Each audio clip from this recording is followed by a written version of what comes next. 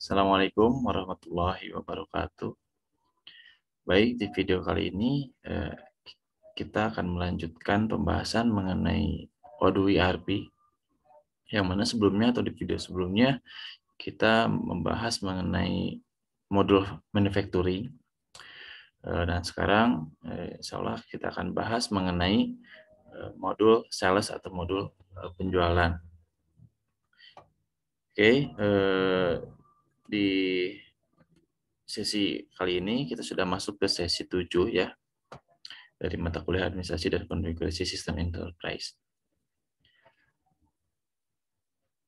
Nah, kita langsung saja untuk mengakses aplikasi Odoo ERP-nya. Kita akses localhost dengan port 8069. Kita enter. Nah, ini udah muncul. Pindahin ke bawah dulu. Bentar. Nah, ini kenapa tampilannya saya seperti ini? Karena saya udah install modul CRM ya. Jadi nanti juga kalau kalian install, insya Allah tampilannya juga sama. Nah, kalau misalkan ini kan statusnya saya udah login gitu.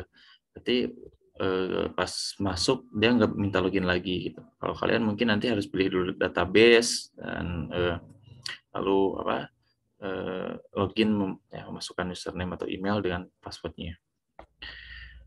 Nah, kita cek di aplikasi sini.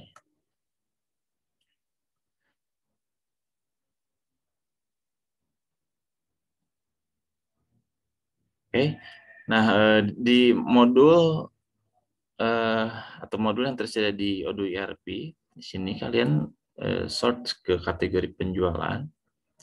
Nah, kalian install penjualan di sini ya. Install. Kalau misalkan sudah terinstall, nanti statusnya seperti ini, terpasang dan tidak bisa diklik lagi untuk install. Oke, sekarang kita akses ke penjualannya. Nah, tampilan seperti ini. Ini adalah list atau daftar yang sebelumnya sudah melakukan order ya. Jadi prosesnya atau prosedurnya kita melakukan penawaran dulu ya.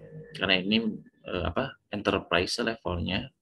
Kita buat penawaran resmi ke per orang atau misalkan ke perusahaan dengan mengirimkan by email lah ya. Kita coba langsung saja. Oke, kita mulai. Kalau misalkan mau dicek di sini ada menu-menunya. Kita ke penawaran. Ini tampilan penawarannya. Kita buat. Nah, di sini kita tentukan dulu pelanggannya. Ya, ini adalah data pelanggan yang sudah ada di sistem atau yang sudah ada di database, dan kita juga bisa masukkan pelanggan baru. Misalkan kita masukkan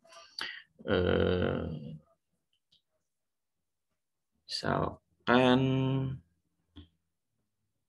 individu atau perusahaan, misalnya perusahaan ya, PT Sinar Mas misalkan ya.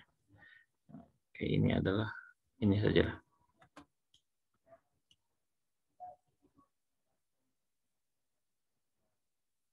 Oke. Ini kita create-nya dari data yang otomatis muncul ya. Namun kalau mau memasukkan atau mau mengambil data lengkapnya seperti telepon ya, ponsel, email dan yang lain-lainnya ini belum terisi. Kalau mau otomatis itu harus berbayar ya. Oke, ini langsung aja kita simpan. Nah, ini alamat fakturnya sih nanti itu kan dikosongkan ya tadi. Nanti kalau misalkan realnya ya harus diisi lah nama alamatnya di mana gitu. Pengirimannya juga sama. Nah, selanjutnya ini expiration. Expiration itu tanggal berlakunya penawaran ini ya. Karena mungkin bisa jadi kalau nggak dibatasi ada perubahan harga ya. Apalagi kalau misalkan barangnya itu barang luar negeri ya, karena kita mengacu pada kurs ya. Itu misalkan kita membeli beli lisensi misalkan ya, lisensi Windows misalkan. Itu kan pihak pihak distributornya atau pihak Microsoft-nya itu memberikan penawaran ke kita misalkan dengan rentang waktu 2 minggu misalkan. Nah itu untuk mengantisipasi ada perubahan harga ya dari kurs. Oke, misalkan ini karena perusahaan apa? Perusahaan kue ya. Saya coba buatnya perusahaan kue. Nanti sesuaikan aja kalian perusahaan apa. Nah ini produk yang mau ditawarkannya apa? Ya, saya ini ada kue ulang tahun karakter ya. Oke, kue ulang tahun karakter. Dia belinya 3. Ya, mungkin ini untuk karyawannya yang ulang tahun. Nah ini ada tanda semacam notif ya, notif ketersediaan, availability atau on hand ya istilahnya di Odoo ini. Nah ternyata di gudang itu cuma tersedia 2 unit gitu ya. Tapi nggak masalah ya, kita coba aja dulu nanti ketika proses validasinya kita akan mengirim semacam perintah untuk memproduksi ya ke bagian produksi. Nah, oke. Kirim sebagai email. Besok hari ini tentukan dulu ya. Misalkan ini besok lah ya tanggal berlakunya. Saat pembayarannya kita kontan saja. Oke, kita simpan, bukan simpan, kita kirim by email.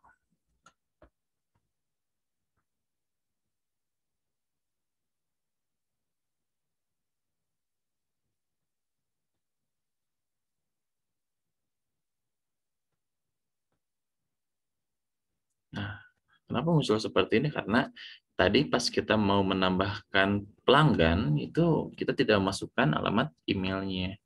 Misalkan sinarmas@mail.com lah. Simpan. Nah, ini formatnya kalian boleh edit ya. Terserah bahasanya seperti apa, disesuaikan saja.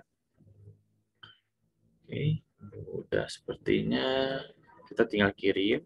Nah, berarti sekarang posisi penawaran dia sudah sampai ke perusahaan atau sampai ke pelanggan. Nah, nanti statusnya juga akan berubah ya. Nah, di sini ketika misalkan udah sampai nih ke pelanggannya, nah nanti pelanggan akan mengkonfirmasi penawaran tersebut ya. Konfirmasi.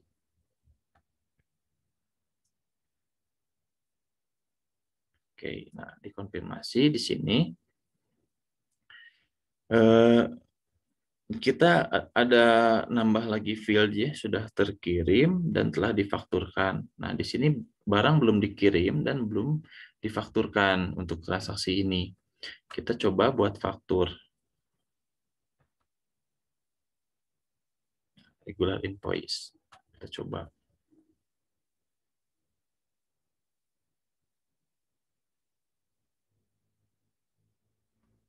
Kita coba konfirmasi.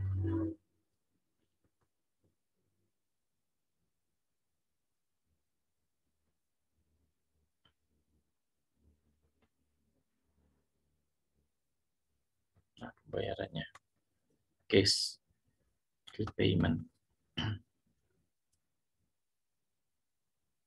Oke, sini dia udah dibayar dengan 3 kuantitas ya, dengan 3 sesuai dengan permintaan dari PT Sinarmas ya, sesuai dengan PT Sinarmas. Nah, sekarang proses setelah di bagian penjualan itu menuju ke bagian persediaan ya, dia yang bagian ngirim barangnya. Kita cek ada gak ya. Nah, di sini ada order pengiriman 1 ya. Ada 1 order pengiriman. Kita proses. Oke, yang tadi kan benar ya dari PT Sinarmas. Nah, kita lihat di sini. Nah, di reservasi, artinya reservasi itu misalkan stok ada 10, nah saya order 2. Nah, berarti 2 ini sudah masuk ke reservasi di bagian gudangnya. Ya, berarti nanti ketika ada order berikutnya, ya, dia nggak akan bisa ngambil yang 2 itu ya, otomatis stok berkurang. Gitu. Nah, begitu juga misalkan ketika sama lah kalau kita belanja online, entah itu Tokopedia atau Shopee, seperti itu teknisnya kalau kita misalkan udah buat pesanan seperti itu. Makanya kalau buat pesanan itu kita dikasih waktu misalkan sehari ya, ya, ya agak banyak gitu karena ya kalau terlalu lama itu akan menjadi apa ya masalah ya karena stok di toko online-nya dia akan berkurang meskipun belum dibayar seperti itu. Itu maksudnya ke reservasi gitu ya. Oke, di sini di reservasi ada dua karena on hand-nya atau di apa di gudangnya itu hanya tersedia dua dua unit ya atau dua dua dua kue gitu ya produk yang dijualnya. Nah kita kirimkan saja di sini klik. Ya, coba. Nah kita kirimkan istilahnya ini apa? Replenish ya. Replenish itu kita mengirimkan perintah untuk memproduksi barang atau untuk penambahan barang ya. Kita coba pilihan rutenya kita produksi. Kuantitasnya kita mau menambah berapa nih? 1, 2, 3 terserah ya. Nah ini karena dia kurangannya 1, ya itu otomatis juga nambahnya di sini 1. Kita konfirmasi. Nah sudah. Di sini perintah untuk membuat atau untuk memproduksi sudah terkirim ya. Kita cek di overview atau di dashboard-nya. Nah, dia di stok persediaan itu di gudangnya itu dia akan tadi ya replenish itu dia akan mengirimkan ke bagian manufacturing atau ke bagian produksi. Nah, makanya di sini muncul satu proses atau di bagian produksi. Itu kita coba cek. Nah, ini ya detail untuk perintah manufacturing-nya. Kita cek di bagian produksi, di modul produksi. Sorry. Oh, iya. Nah, misalkan ini. Nah, dia juga muncul ya di sini. Ada perintah untuk memproduksi kue ulang tahun berkarakter. Nah, materialnya dia dicek dulu, dia siap atau tidak. Ternyata sudah ada gitu material untuk membuat produknya. Nah, harus dikonfirmasi, kita klik. Nah, oke. Dikonsumsi. Ya, nanti kalau kita di klik yang ini, tandai sebagai selesai, dia akan otomatis konsumsinya ini mengikuti jumlah reservasinya. Nah, kalau misalkan mau manual, ya tinggal disunting saja. Nah,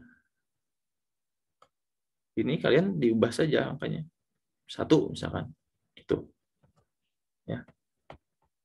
Nah, sekarang saya mau langsung tandai sebagai selesai saja. 0, biar sama. Oke, abaikan dulu.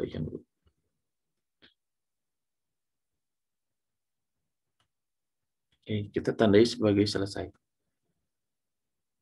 Nah, di sini dia quantity dari konsumsinya dia akan mengikuti semua yang ada di reservasi kita terapkan.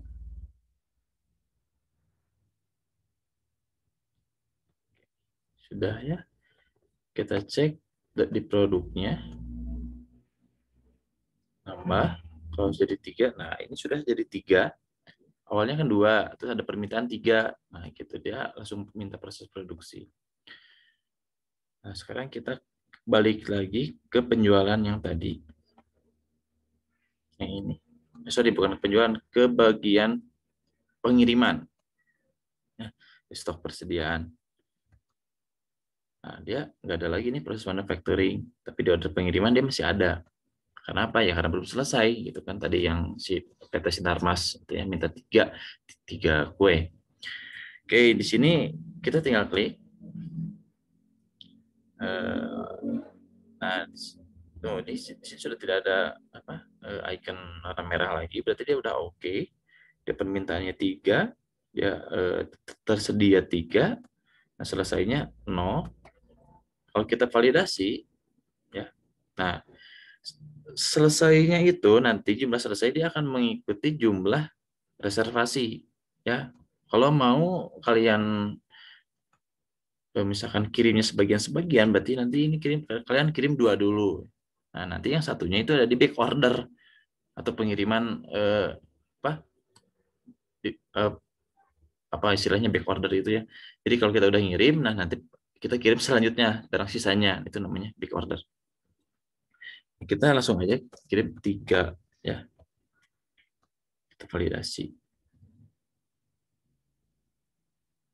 Oke, nah ini kita cek lagi di overview-nya apakah sudah hilang statusnya. Nah, ini sudah ya. Nah, berarti seperti itu proses penjualan ya. Dan tentunya modul penjualan dengan Odoo ini sangat bermanfaat kalau misalkan bisa kita terapkan kalau kita mau terapkan di perusahaan-perusahaan penjualan seperti itu ya, toko misalkan bisa gitu. Produk-produknya ya disesuaikan aja dengan produk yang dijual di toko itu gitu ya. Bahkan di sini juga sudah tersedia yang namanya point of sale ya. Point of sale itu aplikasi semacam aplikasi kasir atau titik di mana transaksi itu terjadi gitu. Oke, nanti insya Allah selanjutnya di video selanjutnya kita akan bahas mengenai point of sale dan juga penagihan ya. Di sini point of sale dan penagihan. Nah, untuk penjualannya saya kira sudah cukup dan memang sangat sederhana untuk proses penjualannya, dari mulai penawaran dikirim by email, lalu setelah itu dikonfirmasi si penawarannya, dan lalu kita tetapkan harganya dari faktur ya, dari faktur yang nanti juga dikirimkan ke yang dikirimkan ke pelanggan faktur tersebut. Sama halnya kalau kalian belanja online gitu kan, ada invoice gitu ya.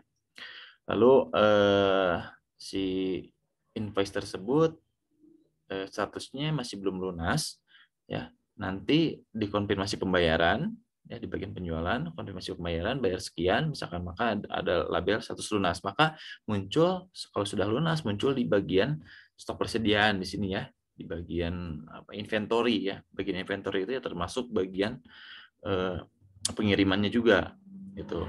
Nah, di sini muncul nanti order pengirimannya kalau memang dia sudah lunas. Nah, kalau di sini ini list untuk daftar tunggu pengiriman misalkan seperti itu. Nah, baik ya, terima kasih. Mudah-mudahan bermanfaat penjelasan modul sales dan integrasi dengan modul barusan tuh modul gudang ya, modul inventory. Jadi modul sales dia integrasi dengan inventory, terintegrasi juga dengan manufacturing ya. Permintaan bisa dari gudang ke bagian produksi seperti tadi, permintaan ada 3, ternyata stok ada 2. Nah, satunya dia minta ke bagian produksi untuk diproduksi seperti itu ya. Nah, mohon maaf untuk kekurangannya. Sekali lagi semoga bermanfaat. Terima kasih atas perhatiannya. Saya tutup. Assalamualaikum warahmatullahi wabarakatuh.